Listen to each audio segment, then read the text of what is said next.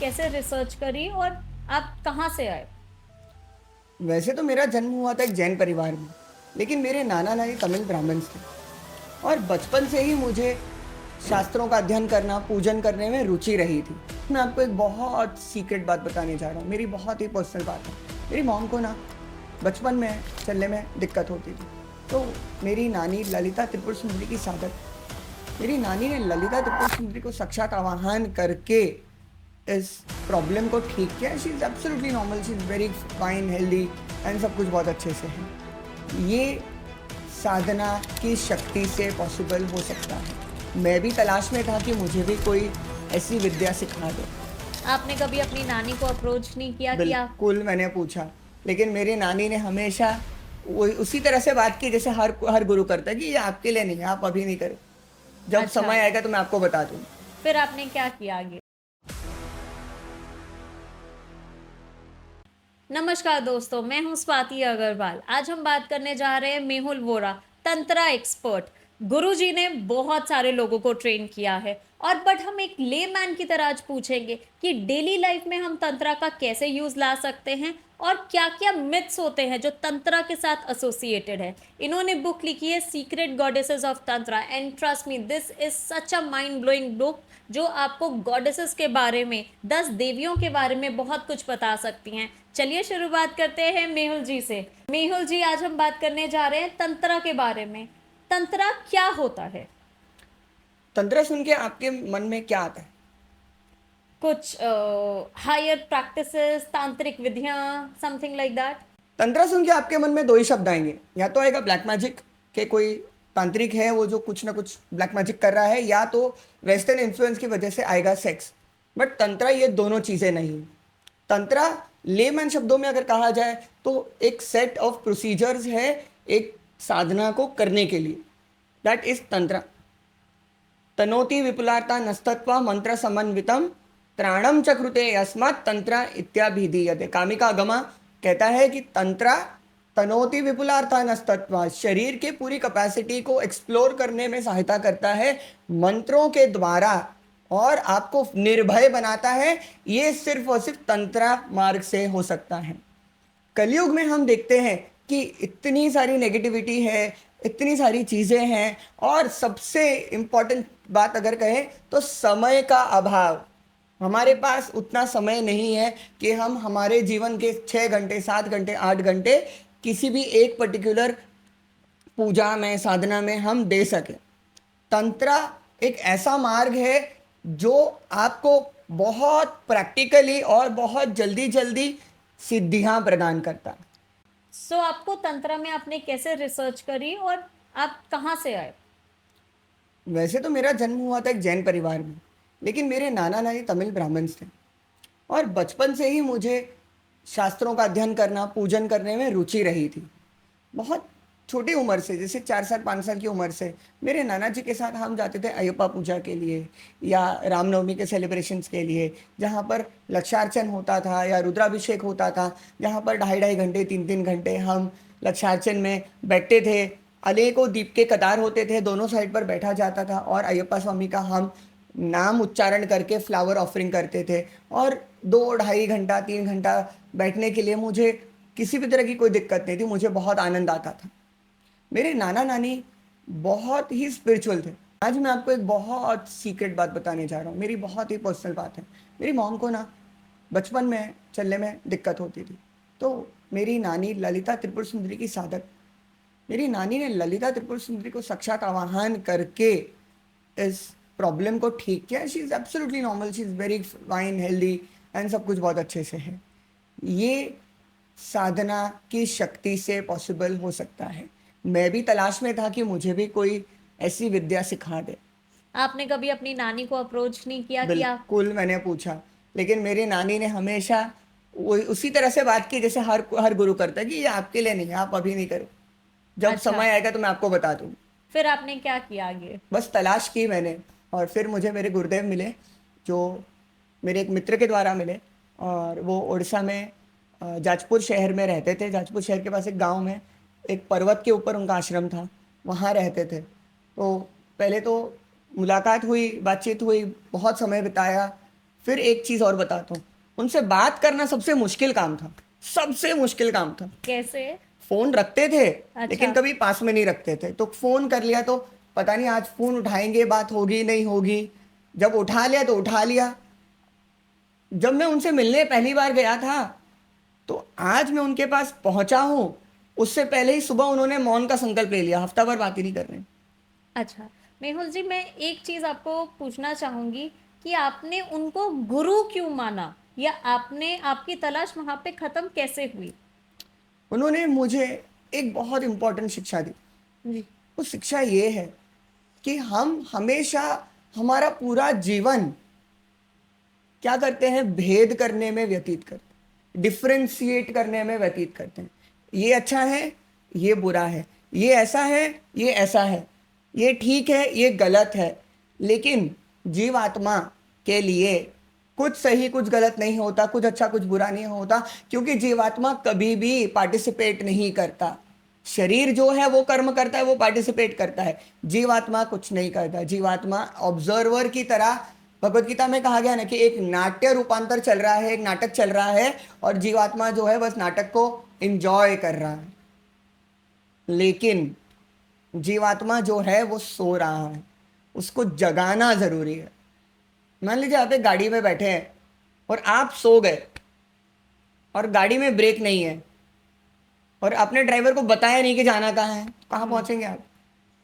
Accident ही होगा। हमारे जीवन में यही तो हो रहा है, हर समय हर पल एक्सीडेंट तो हो रहे हैं, क्योंकि हम बिना ब्रेक की गाड़ी में सवार हैं और जो ड्राइवर है वो, पता ही नहीं उसको है। पता नहीं है, और वो सबसे बड़ा शैतान है, वो है हमारा मन। इसलिए कथा उपनिषद में एक एनालॉजी है कि हमारा शरीर जो है रथ है, बिल्कुल रथ है, इसको हम चला रहे हैं। इसके जो घोड़े हैं वो हमारी इंद्रियां हैं।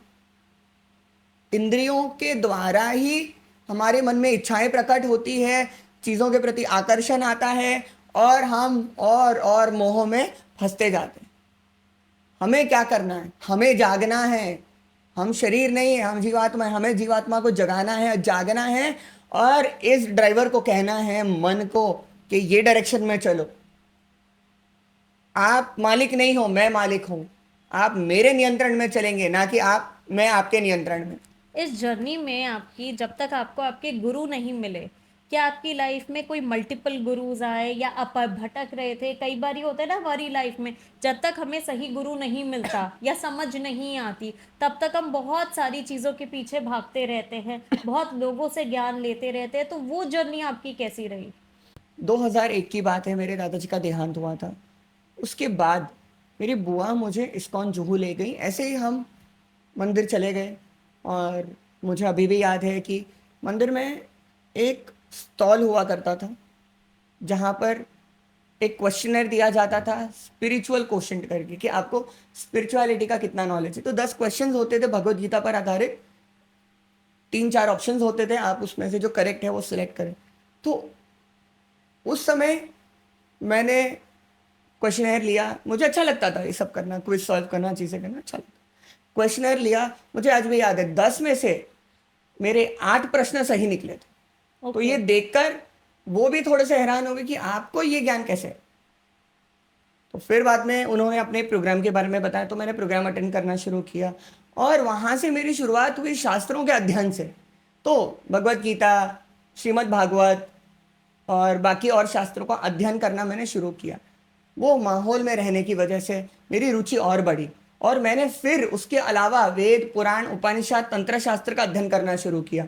और कई साल अध्ययन करते करते करते करते मुझे मेरे गुरुदेव की प्राप्ति भी हुई। तो मेरे गुरुदेव ने मुझे प्रैक्टिकल नॉलेज दिया जो शास्त्रों में नहीं है। जब तक मेरे गुरु नहीं मिले थे तो मुझे एक आदत थी किताबें खरीदने की, बहुत सारी किताबें खरीदने की। तो जब तंत्र के बारे में रुचि आई तो मैंने बहुत सारी किताबें खरीद लाया। भूत डामर तंत्र, 5001 टूने टोटके, और ऐसे कई सारे तंत्र की किताब लेकर आया।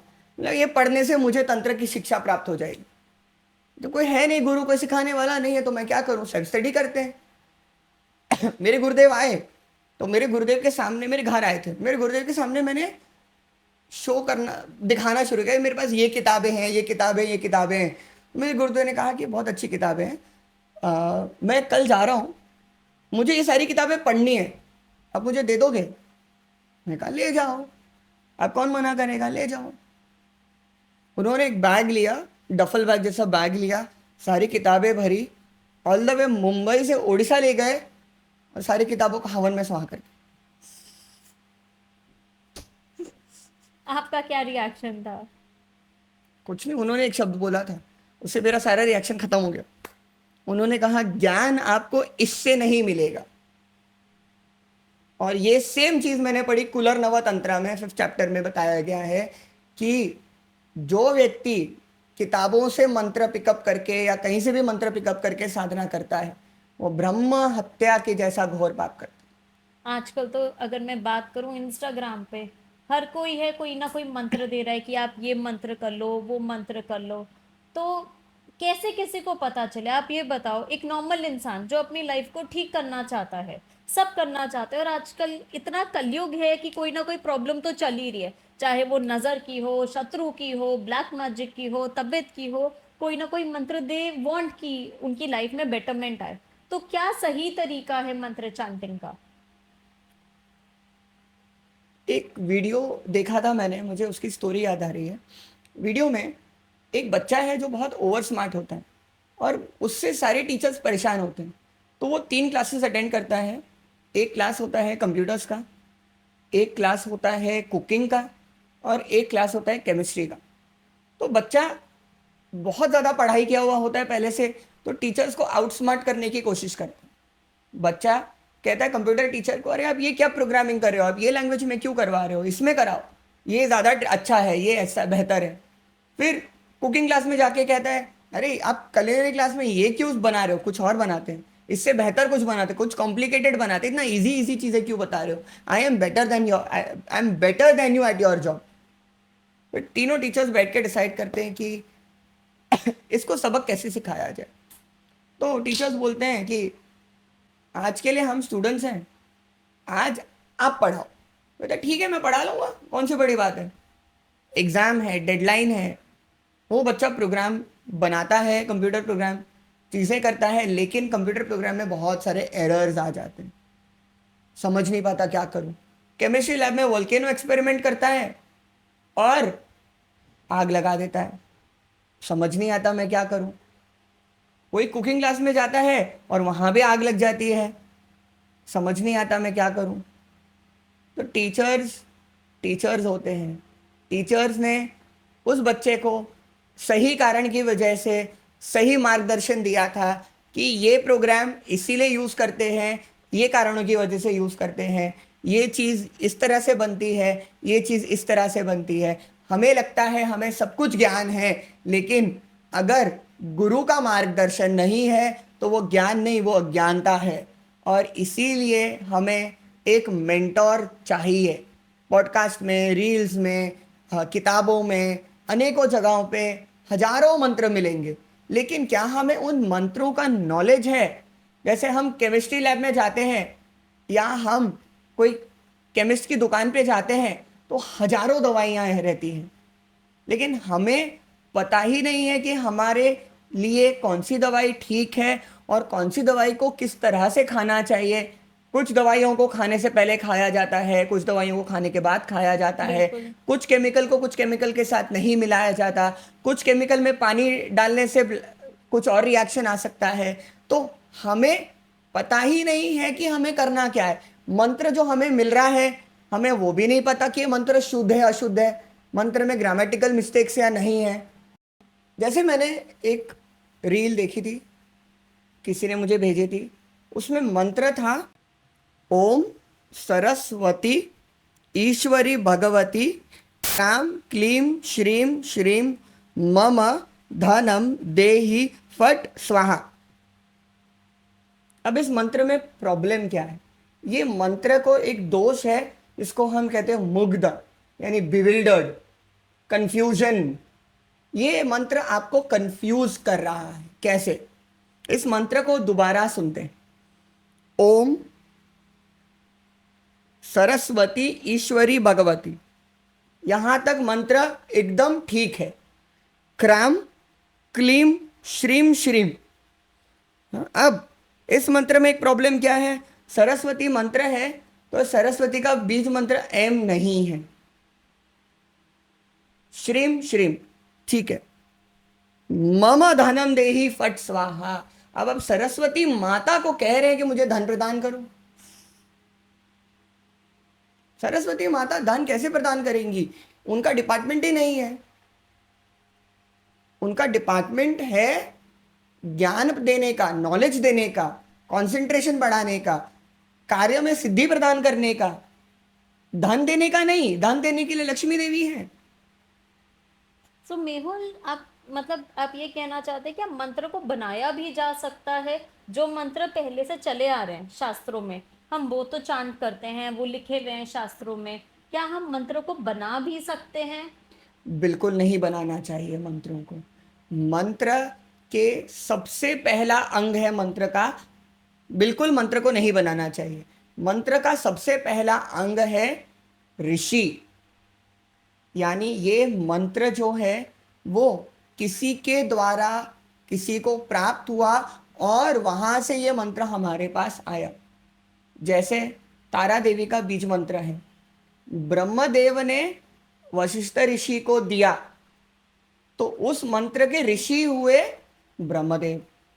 अच्छा। इसी तरह से एक मंत्र के एक महाविद्या काली का मंत्र है, तो एक काली माता के मंत्र का ऋषि भैरव हो सकते हैं, दूसरे के महाकाल हो सकते हैं, तीसरे के नारद हो सकते हैं, या कोई और ऋषि के नाम हो सकता है। हर एक मंत्र अलग अलग ऋषि अलग अलग सोर्स से आता है, तो हमेशा हमें उस सोर्स तक जाना चाहिए। ये भी कई बार सुना है कि आप सिर्फ बीज मंत्र की चांटिंग कर लो, लाख बारी कर लो, 1.25 लाख कर लो, 15 लाख कर लो, सिर्फ बीज मंत्र, जैसे श्रीम श्रीम श्रीम श्रीम लक्ष्मी जी का कर लो या क्रीम कर लो, कोई भी कर लो, सिर्फ एक देवी की आप साधना कर लोगे, आपको वो शक्तियां आ जाएगी, देवी की कृपा आ जाएगी। क्या ये बात सही है? मंत्र के 3 मुख्य अंग होते हैं, देवी या देवता का नाम बीज मंत्र, और लास्ट में आता है क्रिया शब्द, कार्य शब्द, जिसमें हम नमः स्वाहा, धनम देहि देहि या बाकी के जो शब्द आते हैं वो। अब बहुत लोगों ने मुझे कहा कि उनको मंत्र दे दिया, एक सिंगल लेटर, बोला 5 लाख जप करो, उन्होंने कर भी दिया क्योंकि एक लेटर है, समय नहीं लगेगा उतना, लेकिन उससे उनको रिजल्ट नहीं मिला। क्यों नहीं मिला? ये दूसरा भ्रम है, ये कंफ्यूजन है। क्यों कंफ्यूजन है? मैं अगर, जैसे आपका नाम स्वाति है, एस से शुरू होता है, अगर इस कमरे में एस नाम से 4 लोग और हों और मैं कहूँ एस एस एस एस, कोई हाथ नहीं उठाएगा, कोई रैंडम नहीं उठा लेगा हाँ शायद मुझे बुला रहे हैं, उनको समझ ही नहीं आएगा कि मैं बुला किसको रहा हूँ। अगर मतलब लक्ष्मी जी का हमने सिर्फ श्रीम किया तो उसका हमें फल मिलेगा कि नहीं नहीं मिलेगा? मिलेगा। क्यों नहीं मिलेगा? क्योंकि वो श्रीम बीज मंत्र अलग अलग देवी देवताओं के साथ भी एसोसिएट हो सकता है।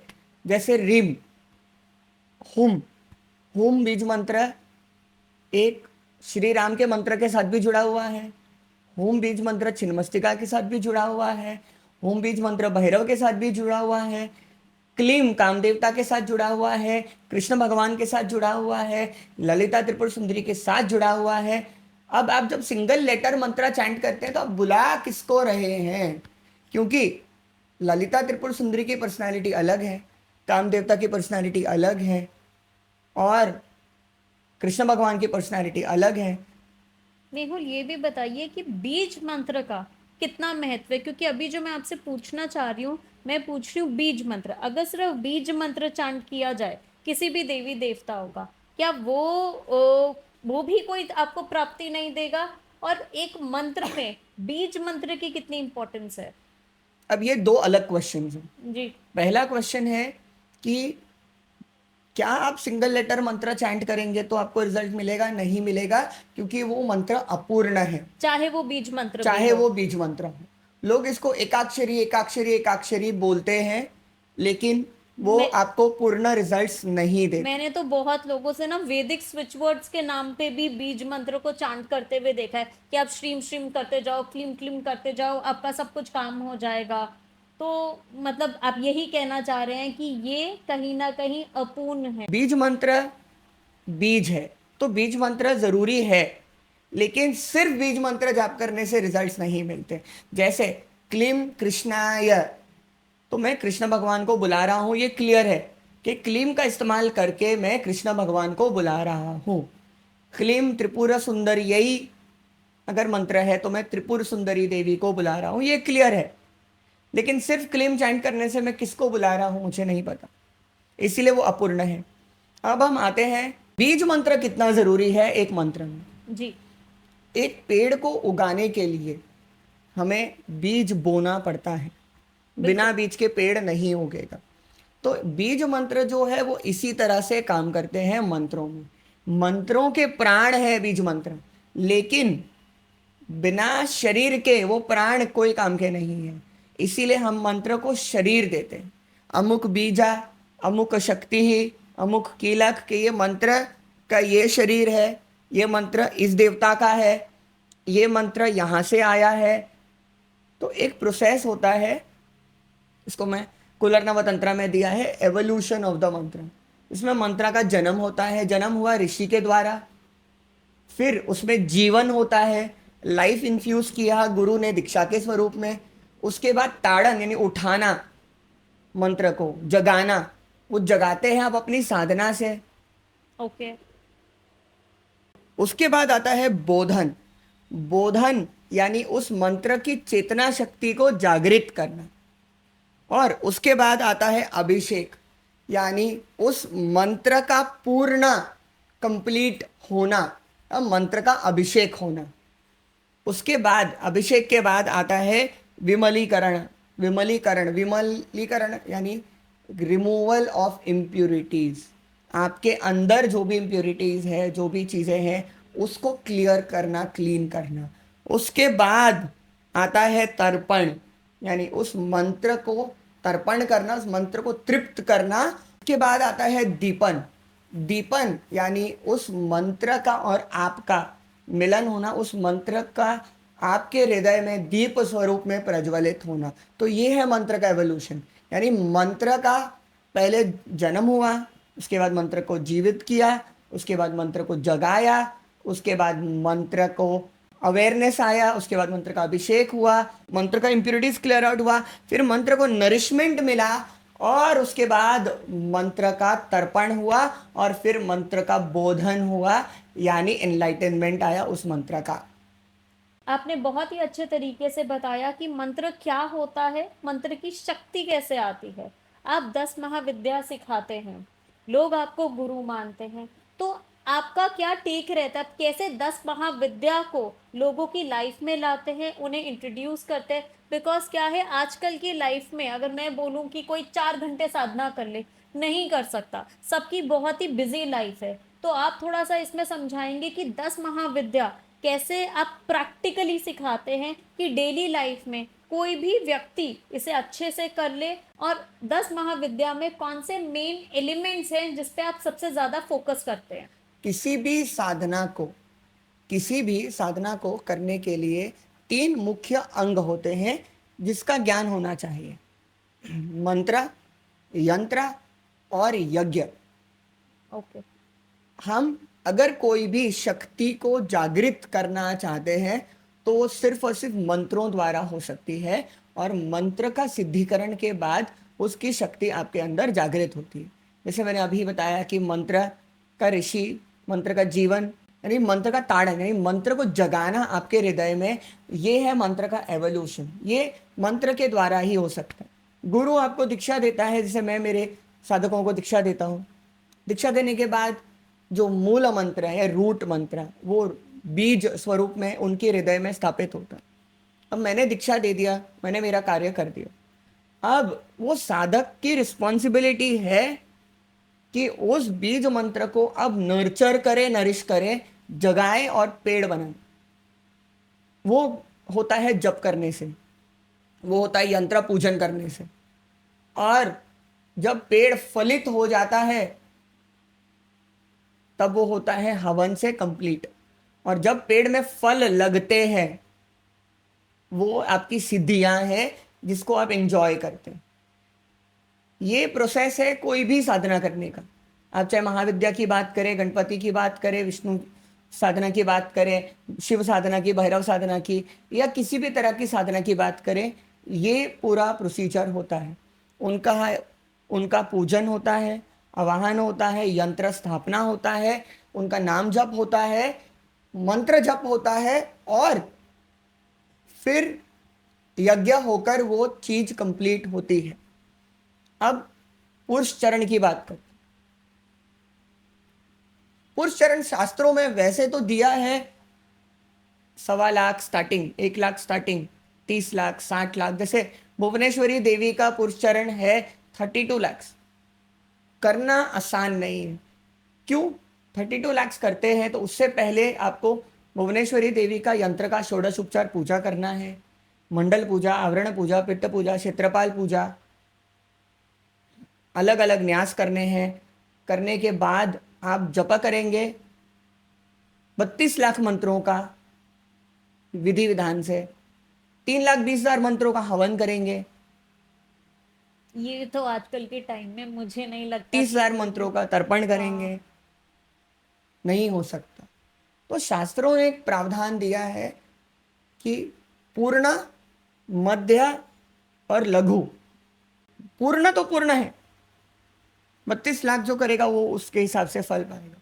लेकिन क्या हम 32 लाख कर सकते हैं? हम नहीं कर सकते। उतना समय, उतना शक्ति, उतना धैर्य नहीं है।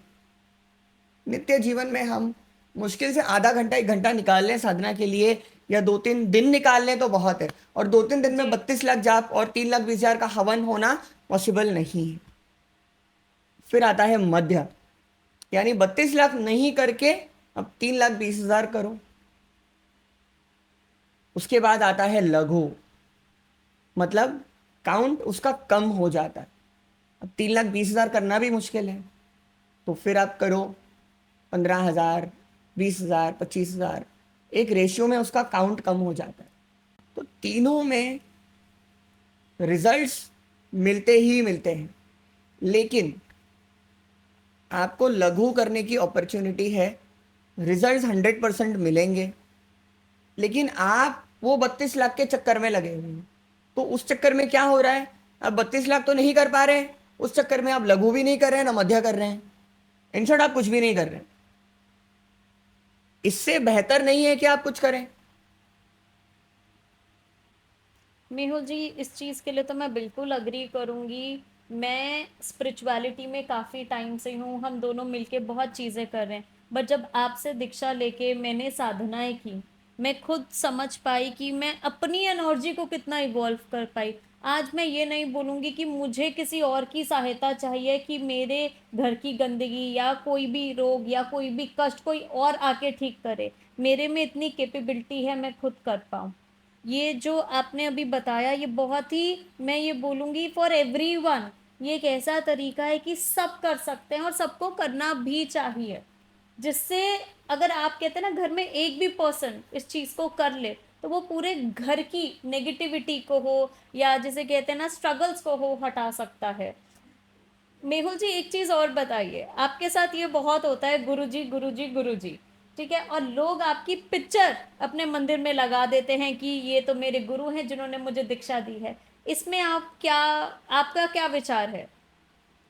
गुरु का सम्मान अवश्य होना चाहिए। गुरु ब्रह्मा, गुरु विष्णु, गुरुदेवो महेश्वरा, साक्षात पर ब्रह्म तस्मै श्री गुरुवे नमः। सम्मान हमेशा होना चाहिए।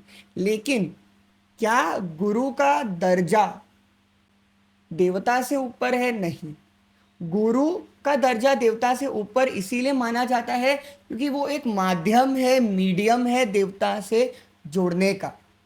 कई लोग कहते हैं कि मुझे किसी ने गुरु मंत्र दिया। मैं कहा ठीक है, गुरु मंत्र में आपको क्या दिया?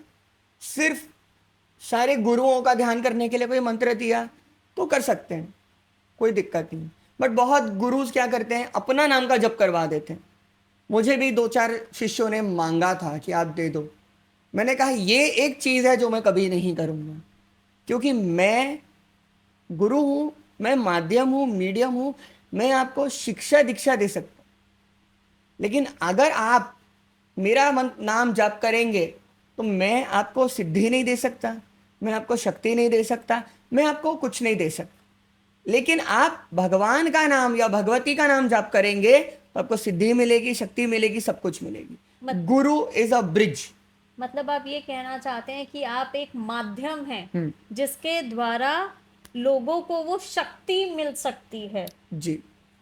बहुत अच्छे से आपने इस चीज़ को एक्सप्लेन किया, क्योंकि आई एम श्योर बहुत लोगों को रहता होगा क्या गुरु को मतलब हमें मंदिर में रखना चाहिए या अपने दिल में रखना चाहिए। जो मुझे समझ आया, दिल में रखना, रिस्पेक्ट करना, भाव रखना ज़्यादा इम्पोर्टेंट है मंदिर में रखने से। एक छोटी सी घटना बताता हूँ बताइए। इसी बात पे। मुझे भी एक समय पर मैंने भी यही किया था।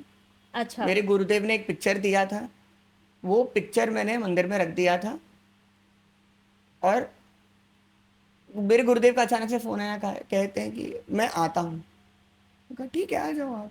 आ गए वो। तभी क्या था, एक कमरे में उनको मैंने कमरा दे रखा था और एक दूसरी जगह पे मंदिर था। उन्होंने मंदिर नहीं देखा।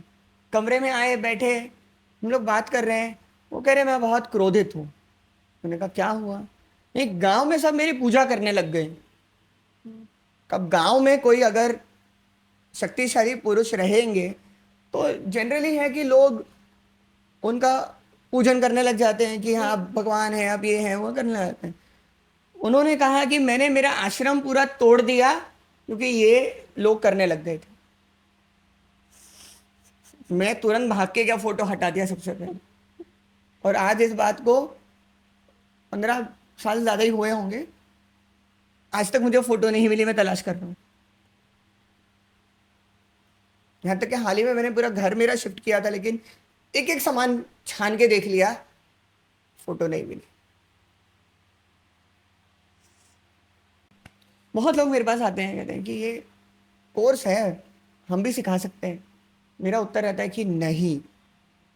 कंटेंट आपके पास है, नोट्स आपके पास है, सब चीज़ें आपके पास है, आप पढ़ के कोई भी सिखा लेगा, लेकिन दीक्षा आप नहीं दे सकते। मंत्र पढ़ना दीक्षा देना नहीं है। दीक्षा देने का सही मायने में है कि उस शिष्य की रिस्पॉन्सिबिलिटी लेना। और एक चीज़ बताऊं, जब जी। मैं वेबिनार करता हूँ, बहुत सारे लोग आते हैं, कौन इसके काबिल है, कौन ये शिक्षा ग्रहण करने के काबिल है और कौन व्यक्ति ये साधना करने के काबिल है, ये देवी अपने आप फिल्टर कर देती। दीक्षा देना सिर्फ मंत्र बोल के सुनाना और दीक्षा देना नहीं है। दीक्षा देने के लिए आपको उनकी रिस्पॉन्सिबिलिटीज लेना होता है। अगर आपके शिष्य ने किसी भी तरह का कोई गलत कर्म किया तो उसका रिएक्शन शिष्य को तो आएगा ही, लेकिन थोड़ा सा रिएक्शन गुरु को भी आता है। इसीलिए मैं हर एक शिष्य को बहुत करीब से जानता हूँ और हर एक शिष्य को मैं हर समय मॉनिटर करता हूँ कि ये चीज़ आप गलत कर रहे हो, ये चीज़ ठीक नहीं है, ये चीज़ ठीक नहीं है। जैसे बीच में मेरे ग्रुप में एक प्रश्न आया था, किसी ने पूछ दिया था कि लाल फ्लावर गुरुजी ने कहा है कि बगलामुखी देवी को चलता है। मैंने तुरंत करेक्ट किया कि ये चीज़ ठीक नहीं है। कुछ समय पहले मेरी तबीयत बहुत खराब थी, जी। उस समय भी इस तरह के कुछ प्रश्न उत्तर हो रहे थे। मैं फोन बिल्कुल चेक करने के हालत में नहीं था, लेकिन मैं फिर भी ये ग्रुप्स देखता था कि कौन किस तरह से क्या गाइड कर रहा है। अगर कोई गलत गाइड करता था तभी तुरंत मैं उनको रिप्लाई करता था कि ये चीज़ गलत है, ये चीज़ आप ठीक नहीं कर रहे। क्योंकि वो जो भी चीज़ गलत करेंगे उसकी रिस्पॉन्सिबिलिटी उनकी है और मेरी खुद की भी है। मतलब गुरु का तो बहुत इम्पोर्टेंट रोल हुआ, चाहे आप कोई भी साधना कीजिए, बिकॉज एक वो सुपरविजन और एक करेक्ट वे, एक मेथड वो गुरु के थ्रू ही आ सकता है। बिल्कुल। हमारे जीवन में एक प्रॉब्लम खत्म नहीं होता, दूसरा आ जाता है। बिल्कुल। दसों दिशाओं से हमारा जीवन प्रॉब्लम से घिरा हुआ है। 10 महाविद्या की साधना करने से हम हर तरह के प्रॉब्लम से मुक्ति प्राप्त कर सकते हैं। सबसे बड़ा problem black magic, negative energy, नज़र दोष, इसके लिए काली माता की साधना की जाती है। लर्निंग, कंसंट्रेशन के लिए, रोग शांति के लिए, हीलिंग के लिए आप तारा देवी की साधना करते हैं। नेम फेम प्राप्त करने के लिए, आकर्षण के लिए या मैरिज रिलेशनशिप को ठीक करने के लिए त्रिपुर सुंदरी महाविद्या की साधना करते हैं। भुवनेश्वरी देवी आपको संतान प्राप्ति का सुख प्रदान कर सकती हैं। छिन्न मस्तिका भैरवी भय विनाश करती है और शत्रुओं पर विजय प्राप्ति करती है। धूमावती देवी खराब इन्फ्लुएंस को आपके जीवन से हटाती है। एडिक्शंस के लिए भी बहुत अच्छा प्रयोग होता है धूमावती देवी का। शत्रुओं पर विजय प्राप्ति के लिए बगलामुखी महाविद्या है। लीगल कोर्ट केसेस के लिए बगलामुखी देवी। मातंगी देवी कला में निपुणता देती है, यूनिवर्सल अट्रैक्शन की सिद्धि प्रदान करती है और धन ऐश्वर्य प्रदान करती है। कमलात्मिका यानी आपका money, relationship, enemies, black magic, knowledge, concentration, success, सर्व कार्य सिद्धि, सब कुछ आ गया 10 महाविद्या की साधना करने से। क्या मेहुल जी आप साधना एक ही मंत्र से क्या सारी देवियों को प्राप्त कर सकते हैं? एक में ही आपको सिद्धि मिल सकती है? मैं आपको एक मिठाई दूँ और कहूँ कि सारी मिठाई की स्वाद एक ही मिठाई में आपको प्राप्त हो जाएगी, या पूरे खाने का स्वाद बस एक कुछ दाने चावल में प्राप्त हो जाएगा? नहीं होगा। नहीं होगा। हर एक चीज़ का अपना महत्व, अपना इम्पोर्टेंस है। चावल का अपना इम्पोर्टेंस है, सब्जी का अपना है, दाल का अपना है, मिठाई का अपना है, सबका अपना अपना स्वाद, अपना अपना कार्य है। यानी कहते हैं ना न्यूट्रिशन के लिए बस एक प्रोटीन चाहिए तो बस एक चीज़ खाओ, प्रोटीन मिल गया, कार्ब्स मिल गया, सब नहीं होता है। आपको अलग अलग चीज़ें खानी होती है, करनी होती है, बैलेंस करना होता है। इसीलिए हर एक महाविद्या अलग अलग शक्ति है। कुछ सौम्य शक्तियाँ हैं, कुछ उग्र शक्तियाँ हैं। हर एक महाविद्या के डूज एंड डोंट्स अलग है, नियम अलग है। तो हर एक महाविद्या के मंत्र भी अलग हैं। और हम जब तंत्र शास्त्र की बात करते हैं तो एक महाविद्या का अगर एक स्वरूप भी चेंज होता है तो पूरी साधना की विधि बदल जाती है।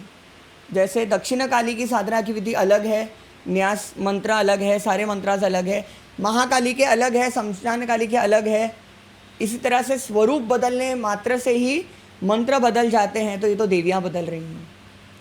जी, अभी तक हमने पूरे पॉडकास्ट में जाना कि मेहुल जी ने कैसे अपनी जर्नी को स्टार्ट किया और कैसे 10 महाविद्या कलयुग में हमारे को हेल्प कर सकती हैं। आप कुछ एग्जाम्पल दे सकते हैं जिन स्टूडेंट्स ने आपसे सीखा हो और उन्होंने प्रयोग किया हो? मेरे एक साधक का मुझे एक बार अचानक से फ़ोन आया था जी। मैं वेबिनार में था तो मैं उसका फ़ोन उठा नहीं पाया। रात में मैंने उसका मैसेज देखा। एक 5 साल के बच्चे को सांप ने डस लिया था। वो मुझसे संपर्क नहीं कर पा रहा था। जब मैंने मैसेज देखा तो मैंने तुरंत उससे कांटेक्ट किया। मैंने कहा कि क्या हुआ, क्या सिचुएशन है, आप बताओ।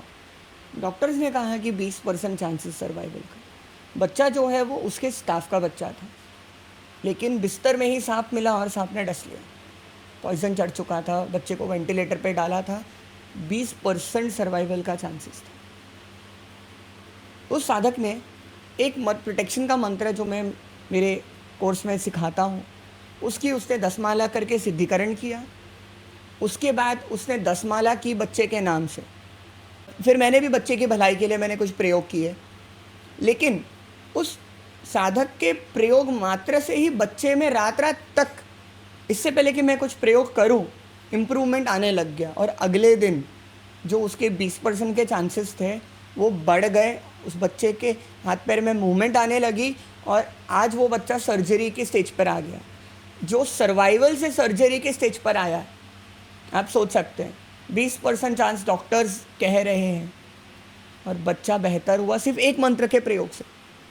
मेरे बहुत सारे साधक हैं, उन्होंने अपना डूबता हुआ बिजनेस साधना से रिवाइव किया। बिजनेस ख़त्म, लॉसेस चल रहे हैं, साधना की, सिर्फ कमलात्मिका देवी की साधना की।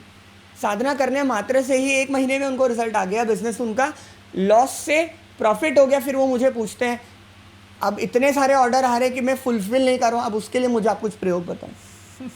मतलब 360 डिग्री टर्न। मेरे एक साधक का अभी हाल ही में ग्रुप पे मैसेज आया था। मेरे साधक ने 14 प्रयोग किए बैक टू बैक, और हर प्रयोग का विद इन 4 डेज रिजल्ट आ गया। ऑन एन एवरेज, किसी का 1 दिन में, किसी का 2 दिन में, बट ऑन एन एवरेज 4 दिन में रिजल्ट आ गया। तो ये सारी वैलिडेशंस है कि जो विद्या मैं आपको बता रहा हूँ ये पूरा शास्त्रों से आती है, शास्त्रों के दायरे की विद्या है और ये काम करती है। Thank you so much for your valuable knowledge Mehul ji. I am sure जो भी ये देख रहा होगा उनके मन में जो एक कन्फ्यूजन है रिलेटेड टू 10 महाविद्या, वो काफ़ी बेटर हुई होगी। आपको जो भी डाउट्स लगते हैं, आपके जो भी प्रश्न हैं, आप प्लीज़ कमेंट सेक्शन में डालिए। मेहुल पर्सनली आपके सारे क्वेश्चंस को आंसर करेंगे। Feel free to put all your queries in the comment box. Thanks for watching. Don't forget to like, subscribe, and click the bell icon to stay updated on all our new videos. See you next time.